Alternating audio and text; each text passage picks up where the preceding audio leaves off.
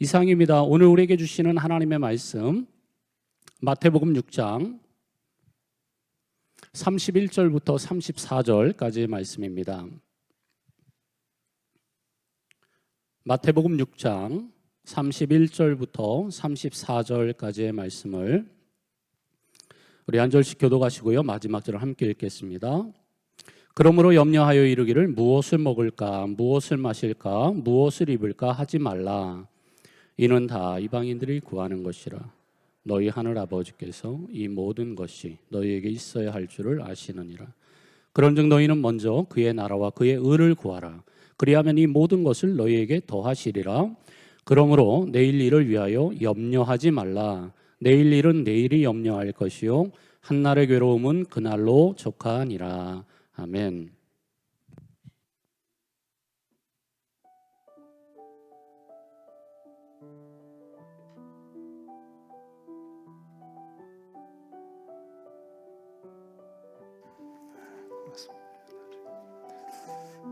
할렐루야. 오늘 주일 예배에 오신 우리 모든 성도님들 축복합니다. 우리 서로 앞뒤에 계신 분들하고 한번 인사 나누실 때 서로를 향해서 한번 축복하시는 그런 시간이 되시면 좋겠습니다.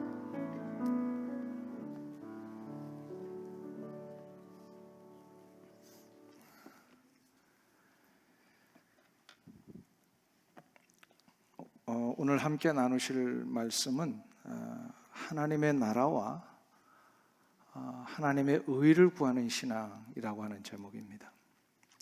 오늘 본문에서 주님께서는 하나님의 자녀들이 어떻게 기도해야 되며 무엇을 간구해야 할지를 가르쳐주고 계십니다.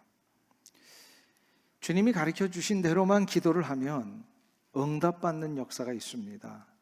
그러니까 우리가 많은 기도들을 하실 때마다 이 주님이 가르쳐 주신 방법과 원리들을 잘 잊지 않고 그대로만 따라하면 기도응답의 역사가 있는데요, 오늘 본문에 의하면 그 중요한 원리 중에 하나가 하나님의 나라와 의를 먼저 구하라라고 하는 것입니다.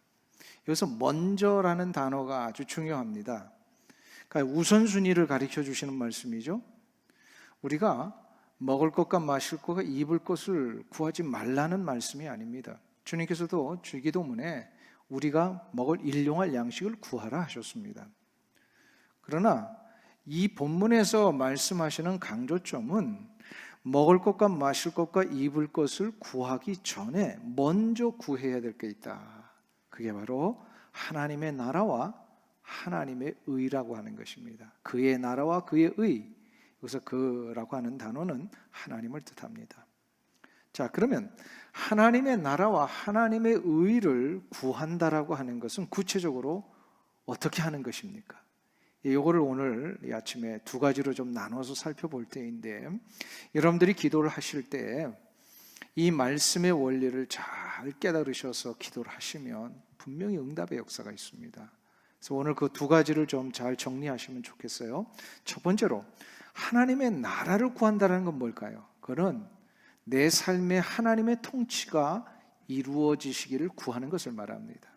한번 따라 하실까요? 하나님의 통치가 내 삶에 이루어지시기를 구하는 것이다.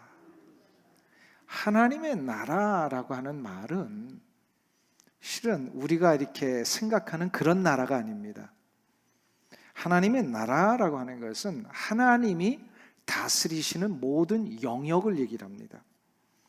그러니까 하나님의 나라는 보이는 나라가 아닙니다. 하나님의 나라는 하나님의 그 영적인 통치가 이루어지는 모든 우리의 삶의 영역, 이게 나라예요. 그러니까 하나님의 나라를 기도하라고 하는 것은 하나님의 통치하심이 나와 내 삶 속에 이루어지시기를 기도하라는 뜻입니다. 잘 정리하셔야 돼요. 하나님의 나라를 구하라라고 하는 것은 하나님의 통치하심이 나와 내 삶의 현장 속에 이루어지시기를 구하라. 우리는 보이는 땅을 비록 살고 있지만, 그래서 보이는 이 땅을 밟고 보이는 미국을 우리의 삶의 거처로 여기며 살고 있지만, 실은 진짜 우리는 소속이 어디냐면 보이지 않는 하나님의 나라입니다. 그런데 우리 성도들에게는 이 보이는 땅보다 보이지 않는 하나님의 나라가 더 중요합니다. 왜냐하면 보이는 이 땅은 보이지 아니하시는 하나님의 간섭과 섭리 속에서만 움직일 수 있기 때문입니다. 여러분들 이거 믿으세요? 이 미국이 하나님의 간섭과 섭리 안에서 이루어지고 있다는 사실을 믿으십니까? 아무리 미국이 잘 사는 나라라 할지라도요, 하나님의 섭리가 떠나시면 이 미국은 금방 어려움에 처합니다. 역사를 한번 보세요. AD 313년에 기독교가 이제 용인되고 나서 로마의 정치는, 로마라고 하는 제국은요, 하나님의 축복 속에 확 피게 되지 않습니까? 그러나 이 로마가 너무 부유해지고 죄 가운데 빠지다 보니까요, 이 하나님을 제대로 섬기며 붙들고 있지 못하게 됩니다. 그 나라를 하나님이 통치하신다라는 걸 믿을 때는 로마는 부흥을 했는데, 이것이 식어지고 하나님이 아닌 다른 것들을 붙들고 사니까, 하나님의 통치가 그 땅에서 떠나시니까 로마가 망하잖아요. 마찬가지입니다. 우리는 비록 보이는 이 땅을 밟고 사는 자들이지만 이 모든 땅의 영역은 하나님의 통치와 간섭 속에 있다는 이 사실을 믿어야만 하나님이 우리가 속해 있는 이 땅을 축복하십니다. 이거는 개인의 삶도 마찬가지. 이것을 만일에 모르면 어떤 일이 일어날까요? 우리는 자꾸 이 땅에서 보이는 것만을 추구하며 살게 됩니다. 그래서 오늘 본문에 나와 있듯이 먹을 것과 마실 것과 입을 것만을 구하게 된다라는 겁니다. 오늘 본문 32절을 한번 보세요. 거기 보면 이런 것들은요, 다 이방인들이 구하는 것이라. 다 이방인들이 구하는 것이라. 이방인이라고 하는 것은 누굽니까?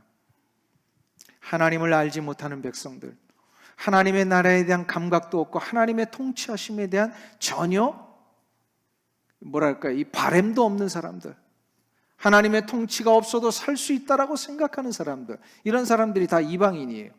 근데 문제는 뭐냐면 하나님을 안다고 하는 자들도 이렇게 사는 경우들이 꽤 있어요. 하나님을 안다고 하면서, 하나님 믿는다고 하면서도 하나님에 대한 통치하심을 전혀 간구하지도 않고 그것을 붙들려고 하지도 않는 사람들이 꽤 있습니다. 하나님의 나라 곧 하나님의 통치에 대한 확신이 없으면 그래요. 이 확신이 없는 자들에게 나타나는 대표적인 현상이 하나 있습니다. 하나님의 나라에 대한 이 통치하심, 하나님의 이 간섭과 섭리, 여기에 대해 전혀 감각도 없고 여기에 대한 소망과 바램도 없는 사람들에게 나타나는 그 대표적인 공통적 현상, 바로 염려입니다. 염려가 일어나요. 하나님의 간섭과 통치가 임하시면 우리의 모든 육신의 삶, 또 발로 밟고 있는 이 땅에 눈에 보이는 현상들, 이 모든 것 하나님이 바로 우리를 중심으로 해결하시는데, 이 확신이 없으니까요, 내 삶에 일어나는 일들에 대해서 자꾸 염려가 일어나는 거예요. 이 부분에 대하여 유명한 영성학자인 헨리 나우엔 박사는 이런 얘기를 합니다. 염려란 아직 내 앞에 오지도 아니한 시간과 장소와 그 무엇인가를 가득 채우려 하는 것이다.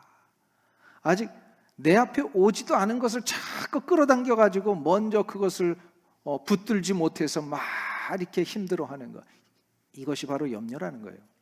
이게 무슨 얘기냐면, 다시 말해서 우리들의 성향 속에 이런 게 있죠. 내 마음이 혹시 이런 일이 일어나면 어떻게 될까? 혹시 내가 가다가 자동차 사고가 일어나면 어떻게 될까? 혹시 내가 실직하면 어떻게 될까? 혹시 내가 병이 들면 어떻게 될까? 이게 무슨 얘기예요? 아직 일어나지도 않은 일인데, 일어나지 않을 수도 있는 일인데, 물론 일어날 수도 있겠죠. 근데 이런 것들을 미리 자꾸 끌어당겨다가 자신의 삶 속에 막 담아서 이거를 염려하는 경우들이 너무 많더라는 거죠. 이게 왜 이렇게 일어나냐? 하나님의 통치와 간섭을 확신하지 못하고 믿지 못하면 이런 일이 일어난다는 거예요. 자, 그러면 이러한 염려의 문제를 해결하는 방법은 뭘까요? 그것은 바로 내가 누구인지를 바르게 알면 됩니다. 내가 누구인가? 나는 하나님께서 그 무엇과도 비교할 수 없을 정도로 가장 존귀하게 여겨주시는 하나님의 자녀라고 하는 이 사실을 믿어야 합니다. 여러분은 하나님이 그 무엇과도 바꾸지 아니하시는 가장 존귀한 자로 여기심을 믿으십니까? 이게 있어야 돼요. 그래야 내가 누구인지를 알고 이 염려의 문제로부터 벗어날 수가 있습니다. 그렇기 때문에 우리는 늘 속으로 좀 외쳐야 되는데 오늘 아침에는 좀 자꾸 구호를 외쳤으면 좋겠어요. 한번 좀 따라 하실까요? 하나님은 나를 그 무엇보다도 가장 존귀하게 여기십니다. 아멘입니까? 여러분을 가장 존귀하게 여기세요. 그래서 26절 오늘 본문 앞에 한번 보세요. 26절에서 주님이 그거를 우리 가운데 다시금 말씀해 주신 것입니다. 우리 6장 26절 우리 같이 한 목소리로 읽습니다. 공중의 새를 보라. 심지도 않고 거두지도 않고 창고에 모아들이지도 아니하되 너희 하늘 아버지께서 기르시나니 너희는 이것들보다 귀하지 아니하냐. 아멘. 자, 한번 보세요. 하나님께서 이 세상을 만드실 때 순서적으로 보면 해와 달과 별을 만드시고 바다와 육지와 공중의 이 생물들을 만드셨습니다. 그리고 맨 마지막에 만든 존재가 누구라고요? 우리 사람입니다. 우리 인간입니다. 하나님은 왜 이렇게 순서를 하셨을까요? 왜 해와 달과 별들을 먼저 만드시고 또 바다와 육지와 공중에 살아야 할 짐승들을 만드신 후에 인간을 맨 나중에 만드셨을까요? 그것은요, 우리 인간 곧 사람으로 하여금 세상의 우주 만물을 선물로 주시기 위함이었습니다. 이 말은 정확하게 무슨 뜻이냐면 세상의 우주 만물이 인간을 위해서 존재한다는 거예요. 자연은 인간에 대한 하나님의 복을 전하는 도구요, 통로입니다. 그러니까 이거를 모르면 어리석은 인간들은 어떻게 하죠? 그냥 해와 달과 이상한 그 생물들만 보면 거기에 절을 하고 있단 말이에요. 이보다 더 어리석은 일이 어디 있어요? 그 모든 것을 주신 이유가 뭐예요? 나를 위하여 주셨는데 그것들이 다 나에게 복이 되고 하나님이 전하시는 축복의 통로가 되도록 주셨는데 이걸 모르니까 어떻게 해야 돼요? 그냥 기이하게 생긴 나무가 절을 하고 해와 달을 보고 절을 한다라는 거예요. 이 어리석은 인간들이. 그러니까 이 창조의 순서와 질서를 왜 그렇게 하셨는지를 알아야 되는데 하나님께서 우리에게 허락하신 이 모든 들의 백합화, 공중의 새도 다 나를 위하여 주셨고 그런 주신 모든 도구와 통로인 것들도 하나님이 지금 어떻게 하고 계신다는 거예요? 완벽하게 먹이시고 또 아름답게 치장해 주시고 보존해 주시고 계시는데 하물며 하나님의 창조의 목적이시요 영원한 교제의 대상으로 우리를 만드신 나 바로 그리고 우리 옆에 있는 우리 모든 같은 우리의 신앙의 지체들 이들을 저 만물보다 못하게 여기시겠느냐 이 말씀입니다. 그게 26절이에요. 우리 그런 의미에서 26절을 다시 한번 그런 뜻으로 함께 봉독하기를 원합니다. 시작. 공중의 새를 보라. 심지도 않고 거두지도 않고 창고에 모아들이지도 아니하되 너희 하늘 아버지께서 기르시나니 너희는 이것들보다 귀하지 아니하냐. 아멘. 여러분들이 들의 백합화보다 더 아름다움으로 하나님이 지금 만들어가고 계심을 믿으십니까? 공중의 새는 자기들이 뭐 음식을 만들어내는 것도 아닌데 먹고 생존하잖아요. 새들도 먹이신 하나님께서 여러분의 삶의 생존의 문제를 책임지지 아니하시겠습니까? 하나님은 여러분을 그 누구보다도 존귀하게 여기십니다. 유대의 랍비 시몬이라는 사람이 있어요. 이분이 이런 얘기를 했어요. 평생 나는 사슴이 무화과를 말리는 것을 보지 못했고 사자가 먹이를 저장하고 새가 날파리를 쌓아놓는 것을 보지 못했다. 그러나 그들은 변함없이 먹고 산다. 만일 우리를 위해 창조된 그들이 걱정 없이 먹고 산다면 나의 창조주를 섬기기 위해 창조된 나를 얼마나 걱정 없이 먹이시겠는가? 여러분들 믿으십니까? 창조의 목적과 가장 인격적으로 교제하고 싶으신 나, 그래서 이 우주 만물의 주인공으로 삼으신 나를 하나님이 책임지지 아니하시겠습니까? 하나님의 형상으로 지음받은 인간은 세상의 만물과는 비교도 될 수 없는 그런 존귀한 존재입니다. 그런데 하나님은요, 여기서 끝내지 아니하시고요, 한 가지를 더 해주셨어요. 바로 모든 인간을 다 똑같이 대하시는 것이 아니라 하나님의 은총 아래 구원받은 백성들을 아주 특별하게 구별하여 하나님의 특별하신 사랑과 은총을 내리셔서 하나님께서 우리를 그러한 교제의 대상으로 삼고 계시다라는 사실입니다. 그래서 우리는 세상의 많은 사람들과 또다시 구별된 자들이에요. 하나님의 자녀들은 하나님을 알지 못하는 세상 사람들과는 전혀 다른 하나님이 우리에게 대하시는 방법이 있습니다. 그게 이사야 49장에 나오는데요, 이사야 선지자가 이거를 이스라엘 백성들에게 가르쳐 줬어요. 15절부터 16절까지 이사야 49장, 우리 이 말씀을 같이 한 목소리로 봉독합니다. 여인이 어찌 그 젖먹는 자식을 잊겠으며 자기 태에서 난 아들을 긍휼히 여기지 않겠느냐. 그들은 혹시 잊을지라도 나는 너를 잊지 아니할 것이라. 내가 너를 내 손바닥에 새겼고 너의 성벽이 항상 내 앞에 있나니. 아멘. 하나님께서 우주 만물을 모든 인간에게 공평하게 주셨지만 그 모든 인간 속에 또다시 하나님의 자녀들을 구별하셔서 어떻게 대하고 계신다고요? 하나님의 자녀는 하나님의 손바닥에 새겨놓고 계십니다. 이건 무슨 뜻이에요? 하나님은 한 번 구원하신 하나님의 자녀들 잊지 않으신다는 거예요.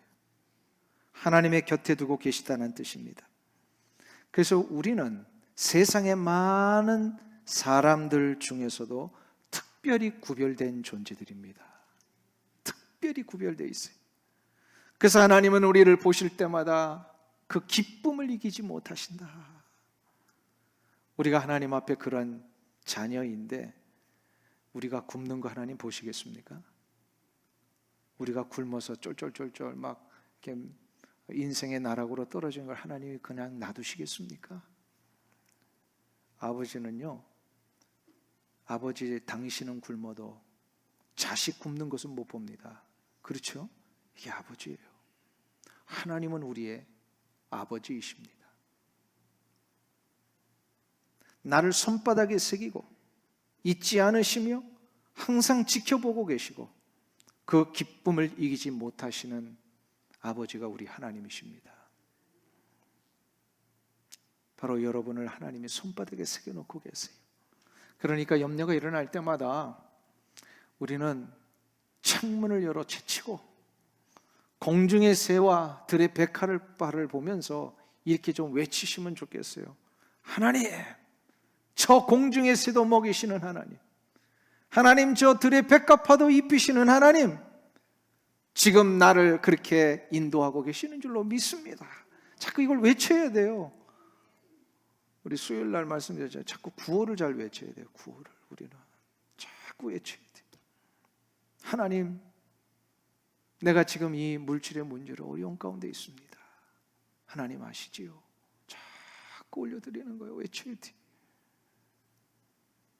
이것을 확신할 때 비로소 우리는 하나님의 통치하심을 구하며 하나님의 나라를 구하며 간구하며 살아가게 될 줄로 믿습니다.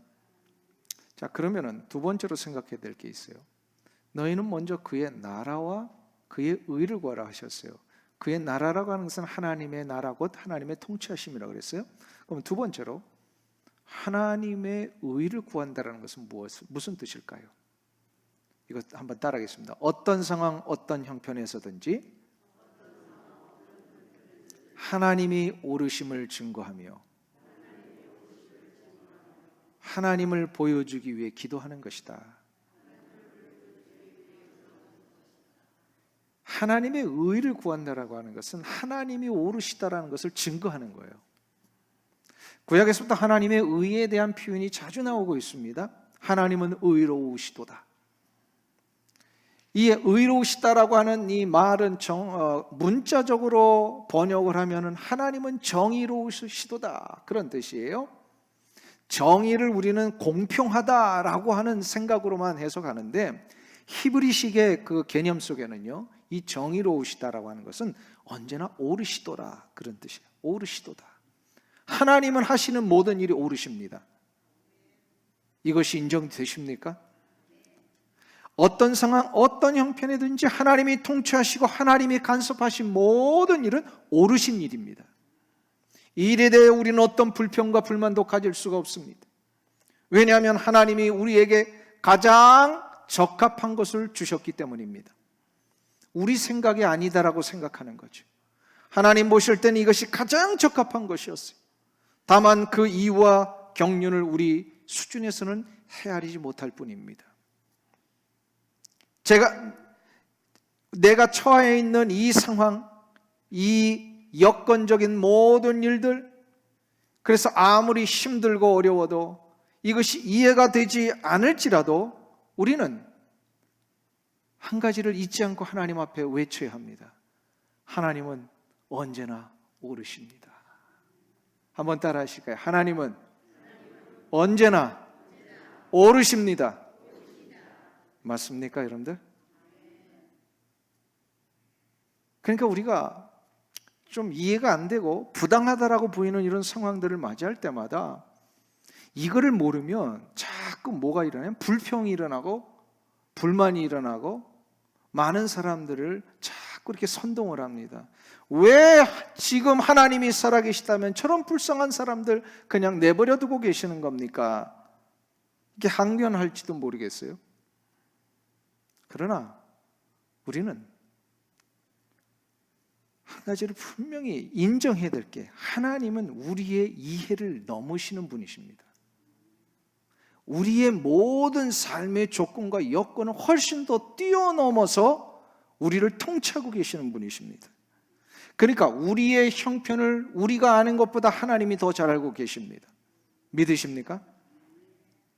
하나님께서 이 상황을 지금 우리에게 이렇게 허락하신 것, 이거는 절대로 옳으신 일입니다.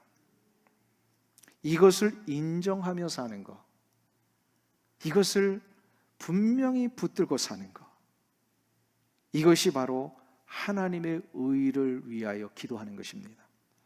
그리고 하나님의 옳으심이 나와 내 삶의 현장 속에 계속해서 확장되어지고 많은 세상 사람들 앞에 증거되어지기를 위하여 기도하는 것, 이게 바로 하나님의 의를 위하여 기도하는 겁니다. 이럴 때마다 우리가 하나님의 뜻이 잘 이해되지 않고 어떨 땐 내 수준에서는 하나님 왜 이런 일이 일어나야 합니까? 라고 나도 모르게 자꾸 항변이 일어날 만한 때에 우리가 이 문제를 해결하는 방법이 하나 있어요. 아까 뭘 잘하면 된다 그랬어요? 구호를 잘 외치면 되는 거예요. 여기서의 구호는 또 뭐냐? 한번 따라하겠습니다. 무슨 뜻이 계시겠지? 하세요. 오른 주먹을 불끈 쥐고 어려운 일이 일어날 때마다 좀 이해 안 되는 상황이 발생될 때마다 우리가 한 가지 외쳐야 됩니다. 무슨 뜻이 계시겠지? 한번 따라하겠습니다. 무슨 뜻이 계시겠지? 꼭 한 박자 늦게 하시는 분들이 있어요. 무슨 뜻이 계시겠지? 요셉이 애굽의 노예로 팔려갔을 때가 10대 소년이었어요. 그 어린 나이에 그것도 믿었던 형들로부터 참 그 가족한테 배신을 당한다라는 것은 이게 참 씻을 수 없는 상처 아닙니까? 배다른 형제지만 그래도 가족인데 그 어린 동생을 노예로 팔아버린 거예요. 이게 말이 됩니까? 얼마나 가슴에 아픔이 있었겠어요. 17살밖에 되지 않은 어린 나이인데. 그런데 그 30살이 될 때까지, 나중에 우리 창세기 후반에 보면 형들 만났을 때 그 요셉이 뭐라고 고백을 합니까? 하나님이 나를 여기 보내신 겁니다. 그게 17살 딱 됐을 때부터 나올 수 있는 고백이었다라고 생각하십니까? 아니에요. 13년 이상의 그 수많은 고통과 아픔 속에 그가 드디어 깨달은 거예요. 하나님이 나를 이렇게 인도하셨기 때문에 내가 이 애굽의 총리까지 되고 우리 형들과 아버지를 살리시기 위한 뜻이었구나. 그러면서 17살 때부터 상처와 아픔 속에 그가 이길 수 있는 유일한 구호가 하나 있었다면 뭐였을까요? 우리 성경에는 안 나오는데 그 구호가 뭐였을 거라고 생각하세요? 아까 주먹 불끈 쥐고 무슨 뜻이 계시겠지. 이거 아니면요, 이 상황을 이겨낼 재간이 없습니다. 17살에 와서 그 어린 요셉이 점점 그 자기가 꾸었던 꿈을 생각하면서 해와 달과 별이 자신을 향하여 절을 하고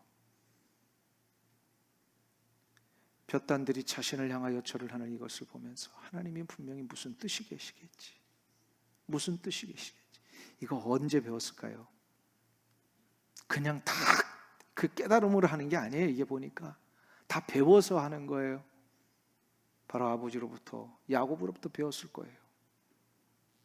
야곱에게는 가장 사랑하는 아내가 라헬이었습니다. 이 라헬이 어린 요셉을 낳고 나서 둘째 베냐민을 낳을 때에 낳으면서 죽습니다. 그죠?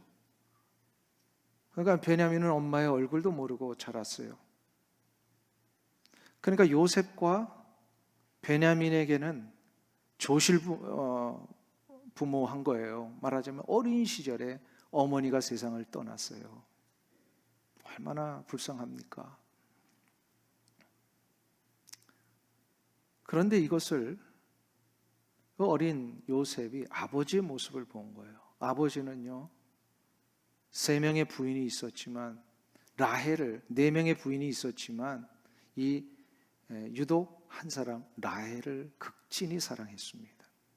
근데 그 라헬을 먼저 그 어린 자식을 남겨두고 떠나고 나는 이후에 야곱은 매우 힘들었을 거예요. 근데 이 야곱이 그것을 이기는 방법이 뭐였을까요? 이것도 성경에는 나오지 않습니다.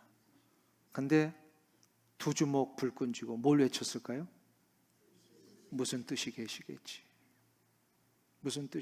이거를 배웠기 때문에 그 아들이 이것을 그대로 배워서 그 어린 모진 삶의 현장 속에서도 그것을 외치지 않았을까? 무슨 뜻이 계시겠지. 하나님의 나라는 이해가 되는 나라가 아닙니다. 하나님의 나라는 그냥 받아들이고 순복하는 나라입니다. 신앙생활도 마찬가지입니다. 신앙생활하면서 우리 성도들이 그것을 다 이해할 수 없습니다. 만일에 그것을 다 이해할 수 있다면 얼마나 좋겠습니까? 그러나 이해되지 않을 때가 더 많아요. 이럴 때마다 우리가 외쳐야 될 게 하나 있어요.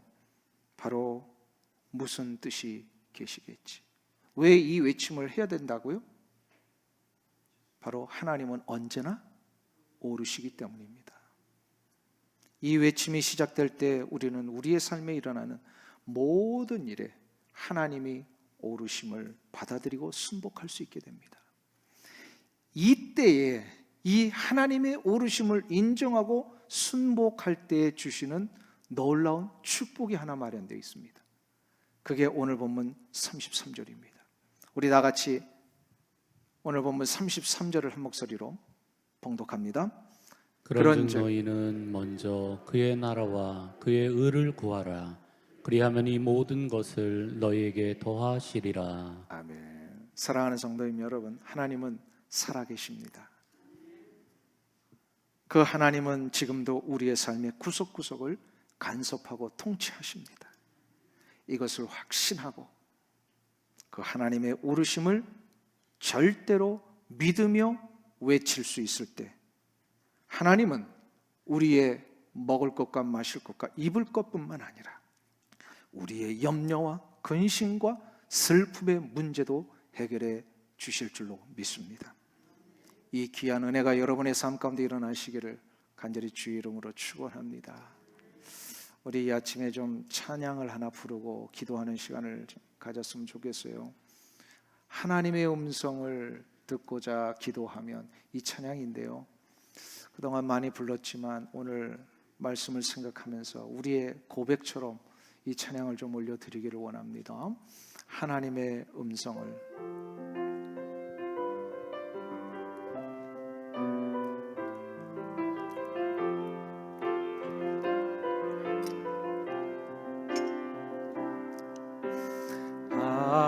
하나님의 음성을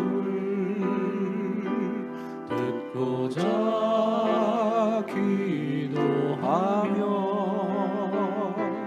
귀를 기울이시고 내 기도를 들어주신다는 깊은 웅덩이와 수렁에서 끌어주시고 나의 발을 반석 위에 세우시사 나를 든든히 하셨네. 새 노래로 부르자 랄랄라. 하나님께 올릴 찬송이 새 노래로 부르자. 하나님 주를 의지하고 교만하지 않으면, 주를 의지하고 교만하지 않으면 거짓에 치우치지 아니하며 복이 있으리라. 여호와 나의 주, 여호와 나의 주는 크신 권능의 주라. 그의 크신 권능으로 우리를 사랑하여 주시네. 새 노래로 부르자 랄랄라. 하나님께 올릴 찬송을 새 노래로 부르자. 하나님 새 노래로 부르자. 새 노래로 부르자 랄랄라. 하나님께 올릴 찬송을 새 노래로 부르자. 하나님 사랑을. 기도하겠습니다. 기도합니다. 전능하신 하나님, 하나님은 나의 아버지이시며 나는 하나님의 자녀임을 인하여 감사를 드립니다. 하나님은 지금도 나의 삶을 통치하시며 내 삶의 주관자가 되심을 믿습니다. 그렇게 아무도 이해할 수 없는 일들이 일어날지라도, 내가 감당할 수 없는 일들이 일어날지라도 염려하지 않겠습니다. 그리고 내 육체와 내 가정과 내 삶의 현장에 어려움과 시련과 고통이 찾아올지라도 하나님은 언제나 오르시다는 이 한 가지를 잊지 않으며 살겠사오니 우리에게 믿음을 주시옵소서. 하나님만을 붙들며 살 수 있는 이 귀한 결단과 각오가 우리의 삶 가운데 일어나게 하여 주시옵소서. 믿음으로 하나님의 나라와 의를 구할 때마다 이 모든 것을 도하여 주실 줄 믿습니다. 우리 주 예수 그리스도의 존귀하신 이름으로 기도하옵나이다. 아멘.